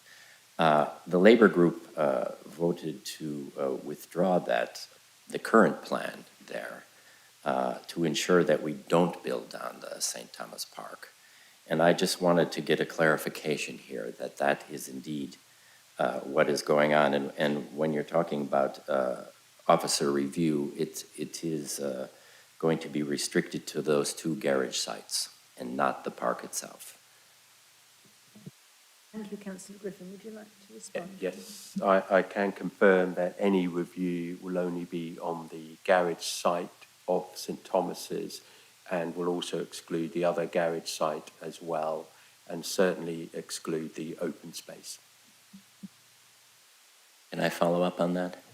And where are we at? Are we sort of back to the drawing board there? Or and just one more point. On page 35 in the table, the St. Thomas development is still in that table. So I think we should probably remove that. Yeah, thanks. Yes, we will remove that. Now that we've announced it at this HSC for June HSC, that will be gone. In terms of our review, nothing is currently being brought forward at this stage, but as soon as we have some proposals, we'll bring back to HSC in due course, which may be June, September time. Thank you. Thank you very much. Councillor Tom? Hello. So thank you for that summary, Ben. Firstly, I want to say thank you for clarifying about the market homes on Fanshawe. I mentioned that the other day, and I was really struggling to understand the numbers there, and I kept on looking through and wondering why they weren't adding up. So I'm glad that it was a mistake, and I wasn't just losing my mind. I want to say firstly as well, thank you so much for all your hard work on delivering council housing in the city. It's something we desperately need more of. One development I was a little bit nervous about was the St. Thomas Road development, mainly due to the fact that I think green space is very, very important to everyone's physical and mental health. And I don't want you to have to be able to afford a trip to the countryside to have access to that. So in general, I prefer trying to build on brownfield sites when possible. So when I saw on page 37 that the St. Thomas Park application was now on hold, I was feeling quite good about that. I'm slightly confused because, as Councillor Griffin has already mentioned, a leaflet was put out, which I'll read a sort of extract. It says, "We, as in the Coleridge councillors, have decided to withdraw the St. Thomas Park housing project. By preserving St. Thomas Park, we are not only protecting a piece of nature, but also ensuring that future generations can enjoy the park." And as has been mentioned, I was under the impression that the application is on hold for financial reasons, and I don't know if... My fear, I guess, is if there's a lack of clarity about why it's put on hold, it can lead to, I guess, distrust in the council and its processes. I think we have to be very, very careful and very, very transparent. Otherwise, it's going to lead to people having doubt in our ability to deliver a housing project, and it's going to lead to pushback in the future. So, yeah, it's okay to make sort of mistakes and unclear statements. It happens all the time. But I sort of wanted it clearly on the record why it was put on hold, and if we could get a bit more detail about the financial reasons that led to this happening, if I'm correct and it was financial reasons, like I think I remember you saying. Would you like to respond? Shall I? Yeah, answer, Chair. So all developments, we have to balance the benefits with the costs. In this case, the proposal was looking at an enhanced open space. That comes with a cost. Obviously, the benefit is to maintain the same size of open space, but across 2 brownfield sites. That is a significant cost. And so therefore, when discussing with councillors in terms of what the benefits are versus what the costs are, it was agreed that the benefit of the open space in this case outweighed any cost associated with that. So therefore, in that sense where you're inferring financial, that's also true, but it's also true that preservation of the open space in this case, on this development, is also true as well. So it's about weighing up the benefits, which we try and do in every development. Thank you. Councillor Griffin would like to respond as a Coleridge councillor. The Labour group made a very clear steer here. We decided to vote to withdraw that based on the decision of not setting a precedent to build on a protected open space. As simple as that. When we voted in the Labour group on that, we weren't looking at the financial aspects of this proposal. We were only looking at the precedents that would have been set for building on this protected open space. I want to make that very clear. Thank you, Councillor Griffin. Are there any more questions? Councillor Tong, final point, please. Oh, no, fine, don't worry. I don't want to end up having a debate. And I'm not saying what Councillor Griffin is saying is untrue. However, I just want to establish, I wasn't under the impression that the decision to withdraw the application could be made unilaterally by a group of councillors. I thought it would have to come to scrutiny. So even though support may have been withdrawn, that's okay. It was withdrawn from a project that, to my understanding, was put on hold for financial reasons. It wasn't put on hold because the support was withdrawn. And it feels that that should be made quite clear, I think. Otherwise, again, it can lead to people thinking that Cambridge's democracy as it stands might be a little bit unhealthy if decisions like that can be made, basically. Thank you, Councillor Tong. I think we've made it quite clear that there were two reasons for it being withdrawn, that the Labour group felt the protected spaces were important, but there were also financial reasons. And I think, would you like to just make a final point, please, Ben? Just to reassure you, if we come back as in with a proposal in June or September, which may be no further action, then that is a decision that can be made at that point. Okay, so where we are right now, it is to stop. That's what we're doing, and we will come back if there are any proposals that are worth discussing at HSC, or it may be that's the end of it. Thank you very much. So I'd like to go to the vote now. Oh, Councillor Porrer, beg your pardon. Thank you. Actually, I had a few questions. I mean, I do echo Councillor Tong's concern. I appreciate whatever the Labour group want to vote on, and my group can vote on lots of things, but housing scrutiny is where those decisions are made. And as Councillor Bird rightly says, these are made on behalf of the city and our tenants. So I appreciate it's an election coming up and everyone wants to be political, but the bottom line is, and I understand with planning, there is a balance between open space and the massing you can have. So it's a financial decision, and that's fine, but Labour group making their votes in their own meetings is not the same as having a decent democratic process. To pick up on that, as I mentioned before, I do know a leaseholder in Davy Road. I wonder if we can expect the same to happen there, that the green space there will be outweighed and those flats currently under risk may not be included.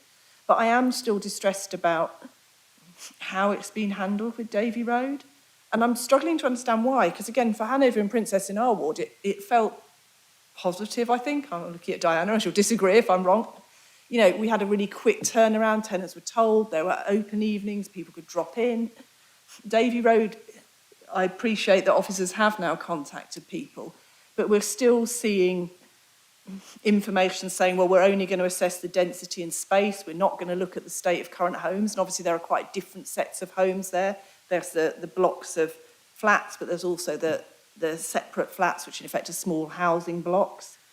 It doesn't appear to be considered there. We're getting a message saying there's going to be a doubling of affordable homes on our sites. I mean, I'd love that. But I mean, realistically, looking at the funding model, I struggle to see how that's justified. And, we've not got consultation until June, which is putting tenants and leaseholders in real distress, I think, because they don't know what's going to happen. We're talking still about it being a year before people move out. Again, that's true for tenants. It's not true for leaseholders. And again, I don't particularly want officers to answer, because I think, officers have been out and about doing things.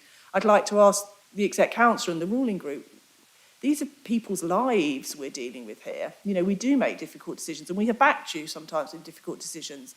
but it just doesn't seem to be working in Davy Road, and it's causing, and again, referring back to Eakin Road, if we don't communicate, what happens is a head of steam builds up. People get really upset, which is personally upsetting, but it's also detrimental for the council because it makes us look like, or you look like, as it is, I suppose, you're the ruling group, that we're not taking concerns seriously. So I still have real concerns about Davy Road.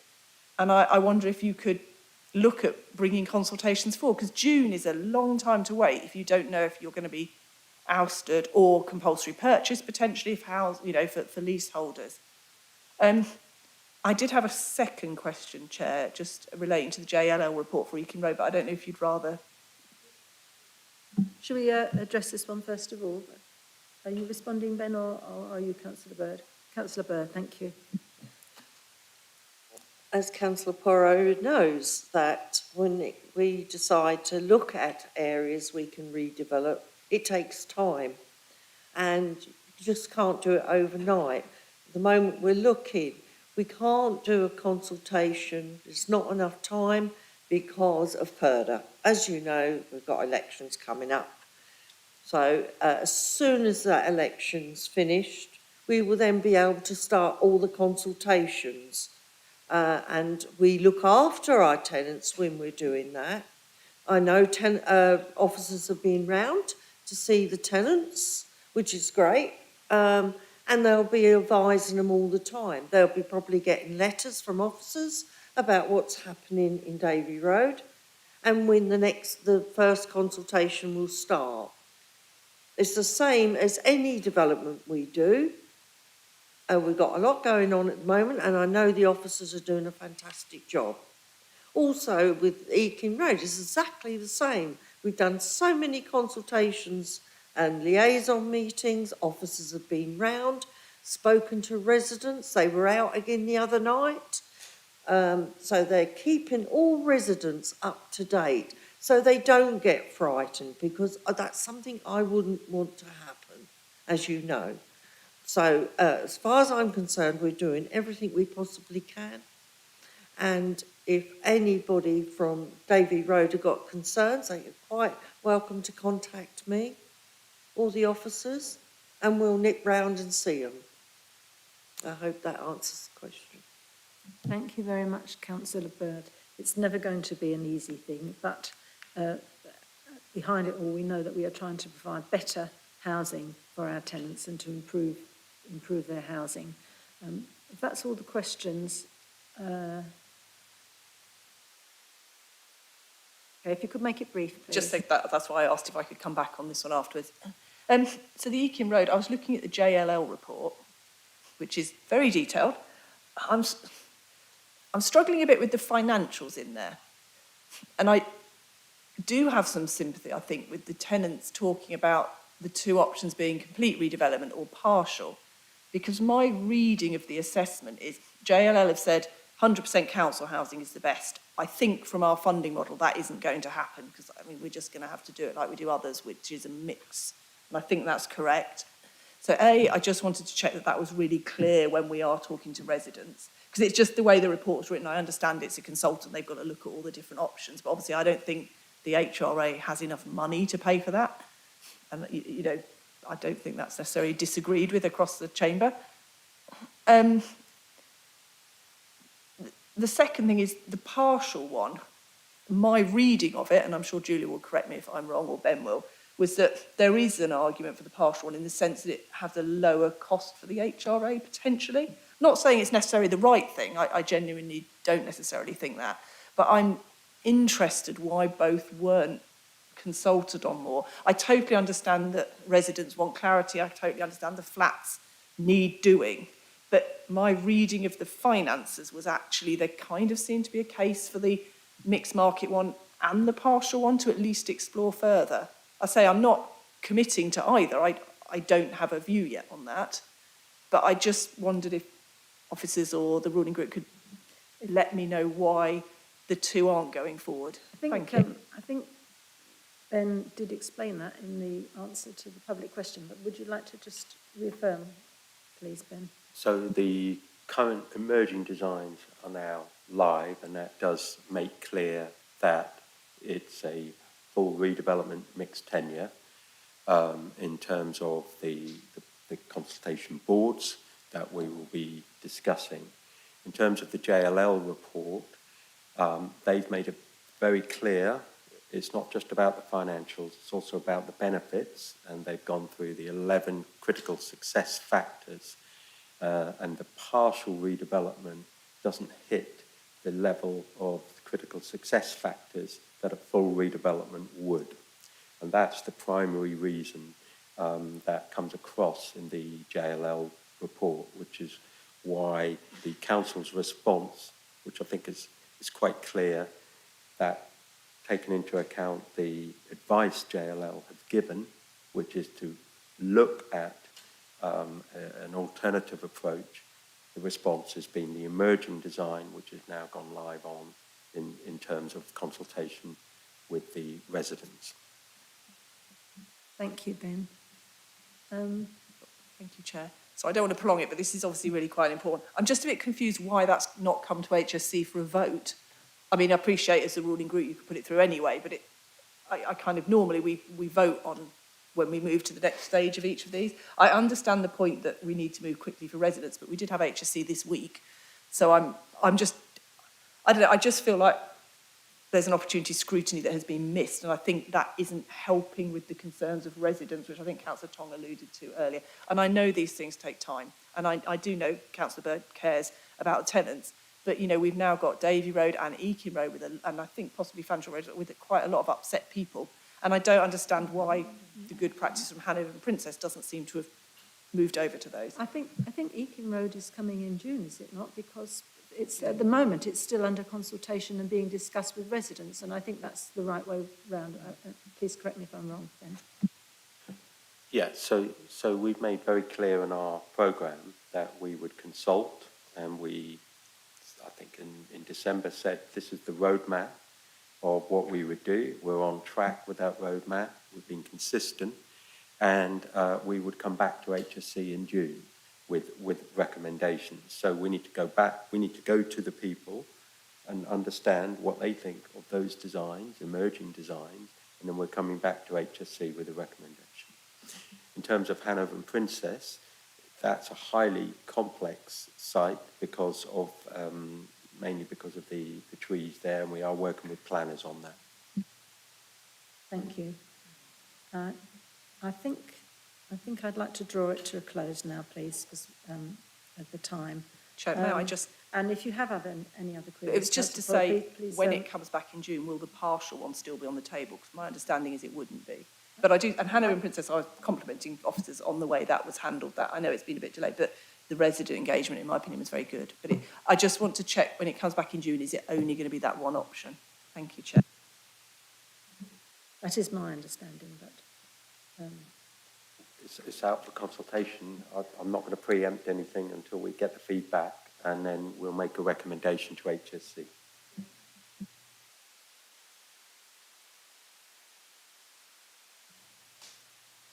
Do we feel we've clarified that now? Yeah, good. Thank you very much. Okay, can we move to the vote, please? So I would like to ask, please, all in favour of the recommendations on page 32 of the agenda. Could you please raise your hands? 6 in favour, Chair. Those against? 1 against, Chair. And those abstaining? 2 abstentions, Chair. So the motion is passed. Can I ask the Executive Councillor, do you approve our recommendations? Yes, Chair, I do approve, and thank you, Ben, for all the hard work the officers are doing. I know it's really hard. Thank you. Thank you very much. Yes, I think we all appreciate, because it is never going to be easy, but I think the longer term view is the important one. Right, I'd like to adjourn the meeting just for a couple of moments now, and then we will restart. Thank you.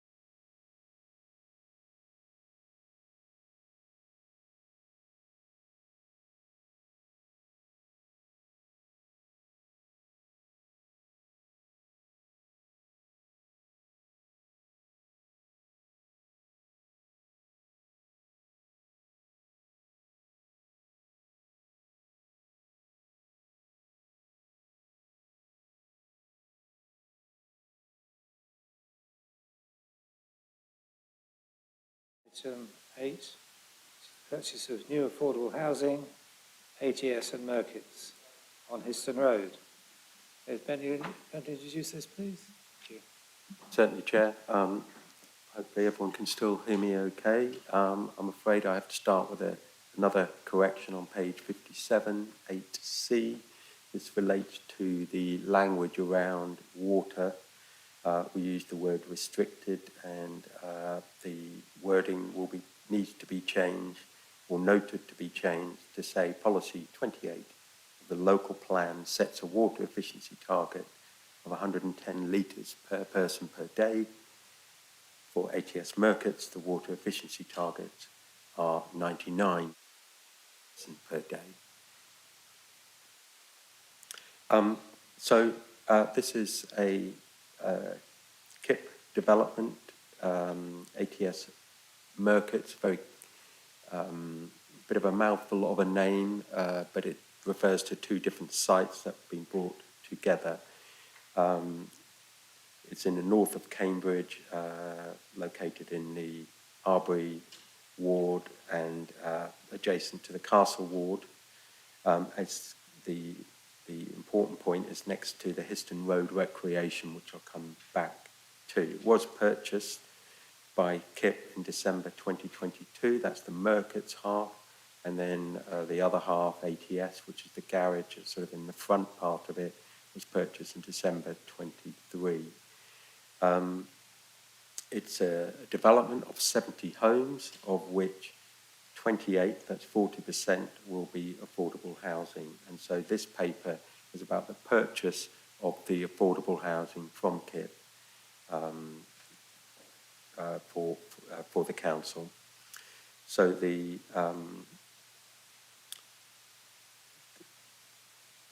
breakdown is in 1.3 of 21 homes at 60% at market rent, capped at LHA, and 7 homes at 80%. And we've got a breakdown of the tenure there, 15 one-bed, 9 two-beds, and 4 three-beds. The financials are that it will cost about 6.4 million, and there's various on-costs, which will take the figure to 6.788 million as part of the purchase cost. There's just a couple of other points I just want to highlight. 3.9, there is a deed of variation that we have to undertake because the proposal originally assumed shared ownership. We're changing that to market rent, 80% market rent rather than shared ownership to be compliant. The 3.12 shows you the scheme next to the park of which the officers are working with the planning team and working about the levels of access to the park in relation to the development. And there's been a lot of work with the various stakeholder groups in the area in relation to the park, and also about enhancing the park with more trees and more biodiversity. 4.5, just want to highlight the sustainability credentials of the scheme. It will be air source heat pumps. I've mentioned the water efficiency targets that we will be going for. And of course, there will also be biodiversity net gain, which is what we always aim to do on our sites. Significant cycle storage and parking, but also lower than 0.1 overall parking spaces. There will be, of course, wheelchair access and wheelchair adapted properties on the site, and EV charging as well. In terms of the programme, we are hoping to submit for planning at the end of March and start on site towards the end of this year, possibly early next year, depending on planning approval, and then a completion date of winter 26. Happy to take any questions. Thank you. So do we have any questions? Yes, please, go ahead. Chair. Ben has referred to 4.5, and 4.55, the biodiversity net gain. At a previous meeting of this committee last year, I did ask your colleague who was giving the report at that time how the biodiversity net gain is calculated.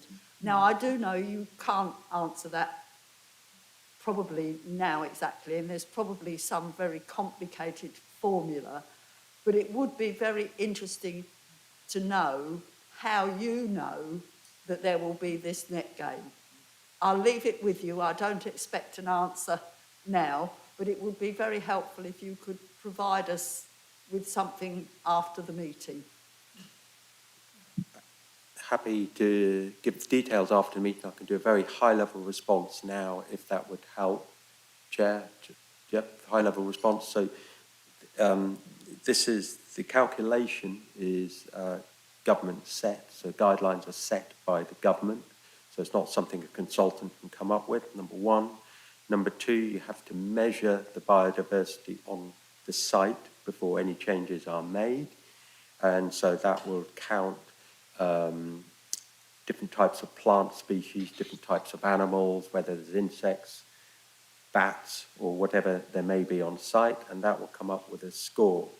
So to have a net gain, which we target for our affordable homes of 20%, the law is 10%, and sometimes we surpass that. We have to demonstrate that the new scheme will surpass that by different types of species or different types of plant, which will allow different types of animals or the same type or more of those animals or insects to live there. So hence increasing the net gain. So it is a government mandated now calculation that has to be made. It is done by ecology consultants. And as you say, it is quite complicated, but I will share a more comprehensive answer outside this meeting.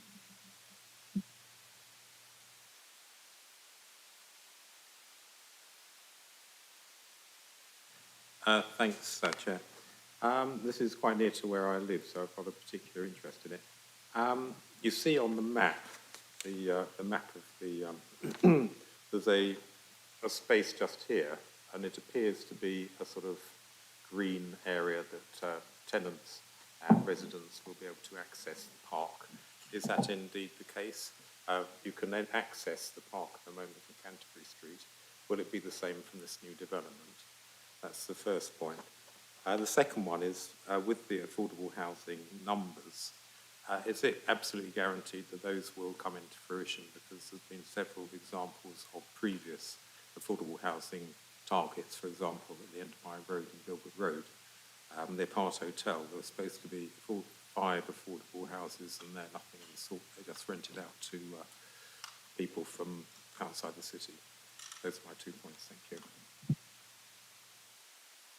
So if I've understood the question, you're talking about access to the park. Yes, so there is, from the LPA, the planners, a keenness to have access to the park. We're very cognizant of various stakeholder groups who are very fond of that park, so we're trying to work with them to find a solution that suits all parties in order to do that. That park is well loved, and we're very cognizant of that. So equally, we want a development site that's fully accessible to all as well. So that's something that's work in progress. In terms of the affordable number, 40%, that's cast iron guaranteed. That's what we will be purchasing. That's what we're purchasing in there. The viability of the development is challenging. You will note that the land was bought and the deal was done in December 22. That was before the infamous Liz Truss budget, which of course meant interest rates rose significantly, making viability challenging. However, it is to the credit of KIP that we've managed to make this work and keep to the 40%. Thanks very much. It does mean that we get all the flats pretty well and some few houses, but the private sector get most of the houses. I think that's the way you made it work, isn't it?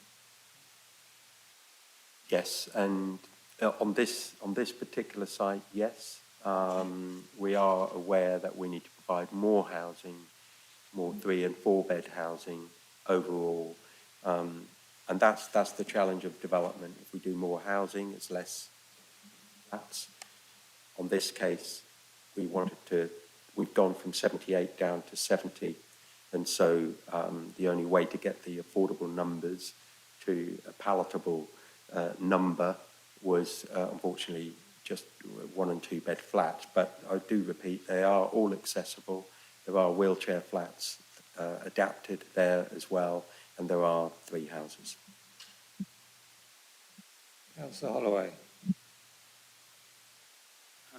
Just looking at page 55, 4.1, where it says that there was the plan within the local plan for 110 houses, it's now 70 because of some of that being met at the Green Gates Court site.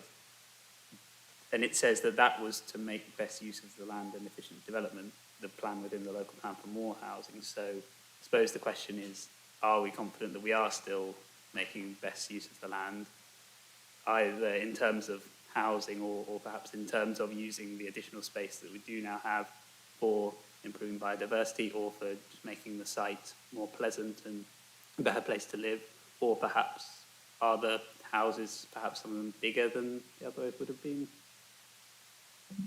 So happy to answer that. I think that we started off, as I say, at 78, which was significantly below the 110. The houses aren't particularly big in terms of garden space, for sure. Yes, they're 3 and 4 bed. I think there's a few 5 bed houses there. This space is well designed. It's maximising the space. I think 110, it's fair to say, is speculative. We've been, as KIP, has been sensitive to the surrounding area.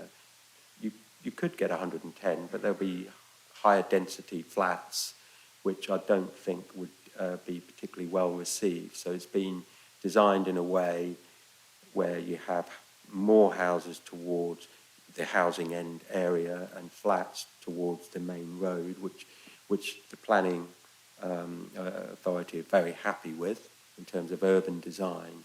So often in this case with local plan allocations, there is an aspirational target, and it would be nice to get 110, but I don't think the community around us would appreciate that. So 70, I think, is probably the number we can go with. Councillor Martinelli. Thank you, Chair. I just wanted to bring us back to 4.5 on the sustainability criteria of the proposed development. I guess as far as I can tell, this isn't aiming for passive house standards as currently written. Is there scope for that to change in the future, or would that compromise the viability of the scheme? Obviously, a number of the developments that have been brought forward have aimed for that higher standard, and that's something we've been highly supportive of over the last half a decade or so. And the second point was regarding the car parking, which you've alluded to already, or the parking spaces. Is that the 0.5 parking spaces per flat dwelling? Is that sort of the standard for these developments, or is it possible to go lower than that? And if so, could that be helpful in terms of achieving sustainability goals? So I guess those are the two questions I had on 4.5. Sorry, your voice is tailing off. I couldn't hear the last bit of what you were saying. So basically, first question is, could we do passive house? The second question is, can we have fewer parking spaces? In terms of passive house, the sustainability journey isn't over yet. What we're trying to flag here is that we're going as far as we can within the viability. Clearly, through the planning process, we can look at more detailed assessment in terms of solar PVs and more towards passive house principles. But at this stage, it's not something we can commit to, because it would be wrong to assume that. But that doesn't mean it's the end of that. We will continue to push towards that within this development. In terms of parking, it's, as I say many times at HSC, we either have too much or too little. We've got the balance right there. The houses all have a parking space, at least one, and then for flats there'll be less. in relation to that. I would add it's got excellent bus routes, as you rightly point out, and transport. So we don't think that we've gone too low in terms of parking. Can we go lower? I think it will be a struggle to do that, given it's housing-led and the parking's off the street. If it was on-street parking, then there may be a case to reduce it further. But I think in this case, parking's in the curtilage. I have a question for you myself. In paragraph 331, we've got a note of the local housing need, and includes 4-bed plus houses, which actually means 4-bed and 5-bed houses, I think. Now, this scheme has none for the social housing side of it, or affordable housing. When are we going to build a 5-bed house? We haven't done it yet, for our own stock. And what about some more 4s as well? We need to build more 3, 4 and 5-bed homes, absolutely. And so we are trying to do that more and more with our schemes. That does mean a trade-off with less flats and possibly lower numbers, but higher habitable rooms, as they're called, so therefore bigger houses with more bedrooms. So that's the trade-off that we're grappling with on future schemes. And I think it's right to do that, and it's right to push for larger homes on future schemes as we move forward. That's where the demand is, and we certainly need to provide more of them. Thank you. Right, any other questions? No? Right, we go to the recommendations on page 52. Recommendations 1, 2 and 3. Can I see all those in favour? It's 5 in favour, Chair. Those against? Those abstaining? None against and 3 abstentions. Thank you. Councillor Bird, as Executive Councillor, what do you think about this? Yes, I do, Chair. And thank you, Ben. And it's really great to see this site where we're going to have 5 accessible homes, which is really great. Thank you. Right, thank you. We have item 9 to note. And with 9A we have dealt with, haven't we? That is it. That is the same thing. Is it not? It should be donating unless Yeah. anyone's got any questions. Councillor Pollers. Councillor Porry wants to say something. I think I was going to thank the Executive Council for the urgent decision. I had asked for it to be debated, but I think we kind of covered it under the item Julia brought earlier, but appreciated that you did allow discussion. Had we not had the item from Julia earlier? Thank you. Great. Well, thank you very much. Thank you to the officers particularly for all their work on all this. And good evening to everybody.